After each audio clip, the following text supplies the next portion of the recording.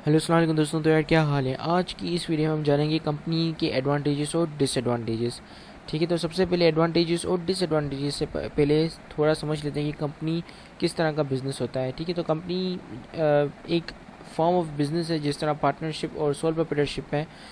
इसके जो ओनर्स होते हैं वो काफ़ी सारे होते हैं। ठीक है, आप भी इस कंपनी का ओनर बन सकते हैं, मैं भी कंपनी का ओनर बन सकता हूँ इसका इसका शेयर बाय करके।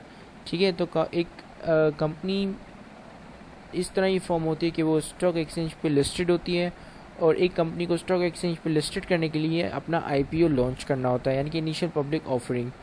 उसको अंडरराइटर के पास जाना पड़ता है और अपना आईपीओ लॉन्च कराना पड़ता है। और जब आईपीओ को हम प्राइमरी मार्केट बोलते हैं, और जब वहाँ से शेयर फ्लोट होकर स्टॉक एक्सचेंज पे जाते हैं, जब जर्नल पब्लिक के लिए अवेलेबल होते हैं, तो उस मार्केट को हम सेकेंडरी मार्केट कहते हैं। ठीक है, so that that is that.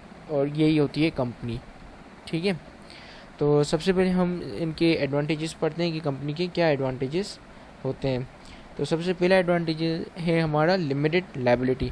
Company basically, अब कोई भी कंपनी उठा के देख लो, सारी कंपनी जो है वो उनकी लायबिलिटी जो है लिमिटेड होती है। यानी कि अगर कंपनी खसारे में जाती है, या कंपनी डेफिशिएंसी कंपनी को हो जाती है, कंपनी डेफिशिएंट हो जाती है, इंसॉल्वेंसी आ जाती है, या बैंकरप्सी हो जाती है, तो ओनर्स लायबल नहीं होते। इसमें ओनर्स लायबल नहीं होते कि वो अपने घर से पैसे लेकर आएँ और कंपनीज की जो डेफिशिएंसी है उसको फुलफ़िल करें। ठीक है, ओनर्स लायबल नहीं होते हैं। तो ये सबसे अच्छा एडवांटेज है कंपनी के, मतलब ओनर्स के लिए, कंपनी के ओनर्स के लिए। ठीक है, क्योंकि कंपनी एक बिल्कुल सेपरेट एंटिटी होती है। वो बिल्कुल एक आम इंसान की तरह एक होती है। वो किसी को सू कर सकती है, कोई उसको सू कर सकता है। ठीक है, एक कंपनी के भी राइट्स होते हैं अलग से, और दूसरों के भी राइट्स होते हैं उस कंपनी के ऊपर। क्लेम्स हो सकते हैं कंपनीज के ऊपर, जिस तरह लाइबिलिटीज़ होती हैं। ठीक है, तो पहला एडवांटेज हमारा ये था कि कंपनी की जो लाइबिलिटी होती है, कंपनी में जो ओनर्स होते हैं उनकी लाइबिलिटी लिमिटेड होती है। ठीक है, दूसरा है लॉन्ग लाइफ।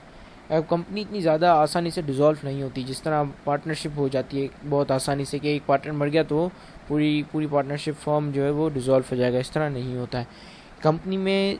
अगर एक ओनर मर जाता है कंपनी में, तो उसका जो स्टॉक्स हैं वो किसी और को चले जाते हैं। ठीक है, या कोई और उनको ख़रीद सकता है उन स्टॉक्स को। ठीक है, और या अगर कोई उनको ना खरीदे तभी भी कंपनी को कोई फ़र्क नहीं पड़ेगा, कंपनी का बिज़नेस कंटिन्यू रहेगा। तो इसकी वजह से कंपनी की जो लाइफ बहुत ज़्यादा होती है, अनटिल अनलेस कि कंपनी बैंकरप्ट ना हो जाए, कंपनी की जो लाइबिलिटीज़ हैं उनके एसेट से ज़्यादा बढ़ ना जाए, तब तक वो कंपनी चलती रहेगी, फिर चाहे कितने भी ओनर्स मर जाएं या कितने भी ओनर्स चेंज हो जाएं। ठीक है, अब हमारा तीसरा एडवांटेज है ईजियर टू रेज कैपिटल। अब एक कंपनी के लिए कैपिटल बढ़ाना काफ़ी आसान हो जाता है। अगर एक कंपनी को ज़्यादा पैसा चाहिए, ज़्यादा कैपिटल चाहिए, तो कंपनी क्या कर सकती है कि कंपनी और ज़्यादा शेयर्स इशू कर सकती है। अब फॉर एग्जांपल, एक कंपनी ने पे ऑलरेडी 1000 या 1 मिलियन शेयर्स इशू किए हुए हैं, और कंपनी को और पैसे चाहिए, तो वो एक 1 मिलियन शेयर और इशू कर देगी। ठीक है, तो इस तरह कंपनी के लिए काफ़ी आसान होता है कि किसी कैपिटल रेस करना। इसके अलावा कंपनीज जो हैं वो डेट भी इशू कर सकती हैं, यानी कि बॉन्ड्स दे सकती हैं, कॉर्पोरेट बॉन्ड्स दे सकती हैं, लोग उन्हें भी परचेज़ करेंगे। ठीक है, तो कंपनी के लिए काफ़ी आसान होता है कैपिटल रेस करना।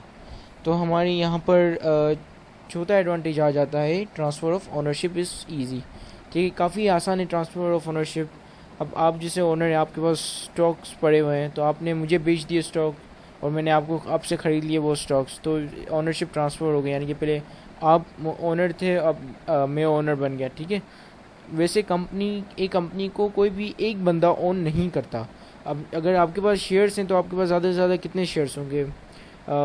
कुछ 5000, 10,000, या मे बी 1 लाख। लेकिन एक कंपनी किसी भी एक बंदे को अलाउ नहीं करती कि वो उसके तमाम शेयर्स बाय कर ले, क्योंकि फिर वो जाहिर सी बात है पूरी कंपनी को ओन करना शुरू कर देगा।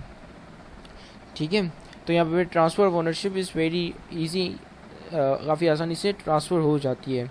ठीक है, तो जिसकी वजह से फर्म डिज़ोल्व भी नहीं होता।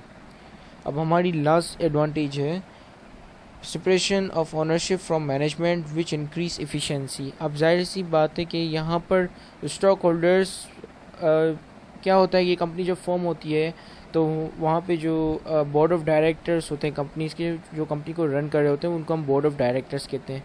उनके अंडर में फिर सीईओ आता है, सीएफओ आता है, ठीक है। तो ये और ये जब मार्केटिंग मैनेजर्स, ये सब ये इनके अंडर में होते हैं, ठीक है। टॉप मैनेजमेंट जो होती है वो बोर्ड ऑफ डायरेक्टर से बनी होती है। अब इन बोर्ड ऑफ डायरेक्टर्स को इलेक्ट स्टॉक होल्डर्स करते हैं, ठीक है। तो इससे क्या होता है कि जो स्टॉक होल्डर्स हमेशा उसी बंदे को सेलेक्ट करते हैं जो काफ़ी स्किल्ड हो, जो काफ़ी नॉलेजेबल हो और जो काफ़ी एक्सपीरियंस्ड हो, जिसको जिसको हर चीज़ का पता हो कि हमें मुझे किस तरह रन करना है, किस सिचुएशन में क्या स्टेप्स लेने हैं। तो इससे एफिशिएंसी बढ़ती है कंपनी की और कंपनी काफ़ी अच्छा प्रॉफिट या मुनाफा कमाती है। और कंपनी का मकसद यही होता है कि अपने स्टॉक होल्डर्स की प्रॉफिट को मैक्सिमाइज़ करना, अपने स्टॉक होल्डर की वेल्थ को मैक्सिमाइज़ करना कंपनी का एक मकसद होता है, ठीक है। ये प्राइमरी मकसद होता है कंपनी का। फिर उसके बाद उसके विजन स्टेटमेंट, मिशन स्टेटमेंट और सेकेंडरी पर्पसेस आ जाते हैं, ठीक है। तो अब हम चलते हैं डिसएडवांटेजेस की तरफ।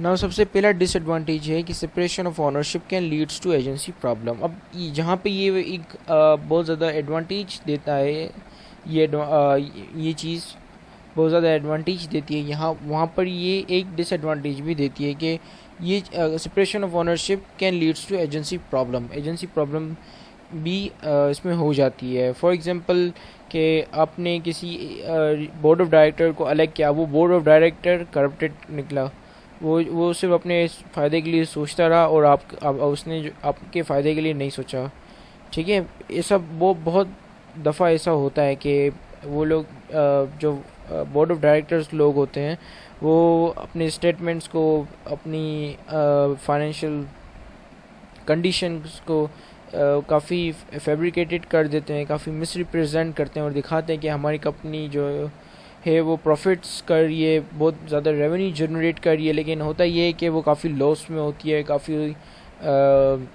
काफ़ी खसारे में होती है। तो ये सब वो लोग इसलिए कर रहे होते हैं ताकि उनके पास भी कुछ शेयर्स वगैरह उन्होंने भी अपनी कंपनी के ओन किए होते हैं। तो उस वक्त जब सब देखेंगे कि उस कंपनी के प्रॉफिट्स इतने ज़्यादा हैं और रेवेन्यू इतने ज़्यादा जनरेट कर रही है कंपनी, तो वो सब समझेंगे कि भाई इनके स्टॉक्स भी अच्छे होंगे और जाहिर सी बात है जब सब खरीदेंगे उनके स्टॉक्स तो उनकी स्टॉक प्राइस भी बढ़ेगी। तो ऐसा बाज़ दफ़ा होता है कि वो अपना रेवेन्यू को जो मिसरिप्रेजेंट करते हैं ताकि फिर जितने भी बोर्ड ऑफ डायरेक्टर्स हैं वो अपनी अपने शेयर्स या स्टॉक्स या इन्वेस्टमेंट जो भी होता है वो सब बेच देते हैं जनरल पब्लिक को और उसके बाद बैंकरप्सी फाइल कर देते हैं। तो कि जनरल पब्लिक को आप सोच सकते हैं कि ओनर्स को कितना लॉस होगा, ठीक है। और इसके अलावा एक और प्रॉब्लम ये है कि चाहे कंपनी लॉसेस करे या चाहे कंपनी प्रॉफिट करे ना करे, चाहे कंपनी किसी भी प्रॉब्लम में हो, इनको सैलरी पूरी मिलेगी इन ओनर्स को, क्योंकि ये लोग सैलरी पे काम कर रहे होते हैं। ये बेसिकली एजेंट होते हैं, स्टॉक होल्डर्स के एजेंट होते हैं, जो स्टॉक होल्डर के समझे एक तरह से इलेक्टेड रिप्रेजेंटेटिव होते हैं, जो उनकी जगह पे उनके बिहाफ पे डिसीजंस वगैरह ले रहे होते हैं, ठीक है। तो उनको सैलरी पूरी मिलेगी, चाहे फिर कंपनी कितना भी लॉस करे या क्या भी करे, ठीक है, कितना भी उधार ले, इनको अपनी सैलरी पूरी मिलेगी।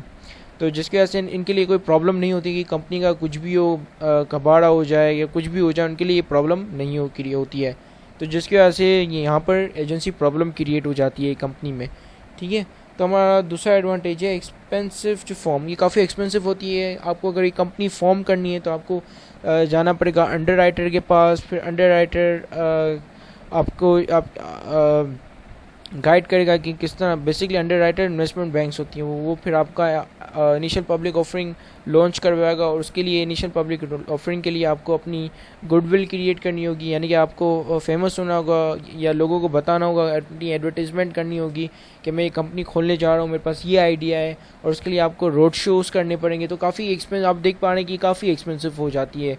जबकि पार्टनरशिप में आप 4-5 पार्टनर को कलेक्ट करते हो, एक बिज़नेस फॉर्म कर देते हो, and that's it, now you are ready to go और you are ready to do business, ठीक है। अब यहाँ पे तीसरा हमारा डिसएडवांटेज आता है लेक ऑफ सीक्रेसी, ठीक है। क्योंकि ये इनके ओनर्स जनरल पब्लिक होती हैं तो आपको हर चीज़ जनरल पब्लिक को अवेलेबल करवानी होती है, चाहे फिर आपकी वो फाइनेंशियल स्टेटमेंट हो या वो कितनी भी कॉन्फिडेंशियल क्यों ना हो। फॉर एग्जांपल अगर एक कंपनी है वो नहीं चाहती है कि लोग देखें कि उनके जो वो लोग खसारे में जा रहे हैं, वो ये नहीं चाहती है ये कंपनी कि कोई उसका फाइनेंशियल स्टेटमेंट खोल कर देखे, तो कंपनी उसको छुपा नहीं सकती क्योंकि ये इलीगल है। और कंपनी को हर चीज़ अब कंपनी को अपनी ट्रांसपेरेंसी जो है वो बरकरार रखनी है और उसको हर चीज़ पब्लिकली शो करनी है कि भाई हम ये चीज़ कर रहे हैं और ये चीज़ हो रही है, ठीक है। क्योंकि कंपनी जो है वो ओन बाय द पब्लिक है। अब गवर्नमेंट रिस्ट्रिक्शंस, यहाँ पे गवर्नमेंट रेगुलेशंस और गवर्नमेंट रिस्ट्रिक्शंस भी बहुत होती हैं। ऐसी गवर्नमेंट की ऑडिटिंग एजेंसीज होती हैं जो उनके फाइनेंशियल स्टेटमेंट हर चीज़ चेक कर रही होती हैं कि यहाँ पर कोई करप्शन या मिसलीडिंग चीज़ें वगैरह तो नहीं हो रही, ठीक है, या कोई इलीगल एक्टिविटी तो कंपनी नहीं कर रही है। जैसे एक बैंक थी जर्मनी की, बहुत फेमस बैंक है, डेशू करके नाम है, वो मनी लॉन्ड्रिंग में इंडल्ज थी, मनी लॉन्ड्रिंग में इन्वॉल्व थी और वो मनी लॉन्ड्रिंग करवा रही थी। अब हमारा आखिरी एडवांटेज आ जाता है डबल टैक्सेशन। अब क्या होता है, कंपनी का जब नेट प्रॉफिट आता है सारे एक्सपेंसेस वगैरह माइनस होकर, तो उसमें टैक्स लगता है, उसके ऊपर टैक्स लगता है, तो नेट प्रॉफिट पे टैक्स अलग देना पड़ता है। अब जब वो नेट प्रॉफिट के ऊपर जब टैक्स लग जाता है, उसके बाद जो प्रॉफिट मतलब जो अमाउंट बचती है उसका डिविडेंड जाता है ओनर्स को, ठीक है। अब जो डिविडेंड जाता है उस पर भी ओनर्स अलग से टैक्स पे कर रहे होते हैं, तो यहाँ पर डबल टैक्सेशन का ही प्रॉब्लम आ जाता है कंपनी में। ये कंपनी जो है वो 2 दफ़ा टैक्स पे कर रही होती है, जबकि पार्टनर्स में ये होता है कि पूरे बिजनेस की कमाई हुई इनकम पे टैक्स नहीं लगता है, सिर्फ पार्टनर को जो पर्सनल इनकम मिल रही होती है उस पर ही टैक्स लगता है, ठीक है। तो ये भी एक डिसएडवांटेज है। तो इसी के साथ ये वीडियो ख़त्म होती है, मैं चलता हूँ। Please like comment and subscribe कर देना, ठीक है। चलिए, अल्लाह हाफिज़।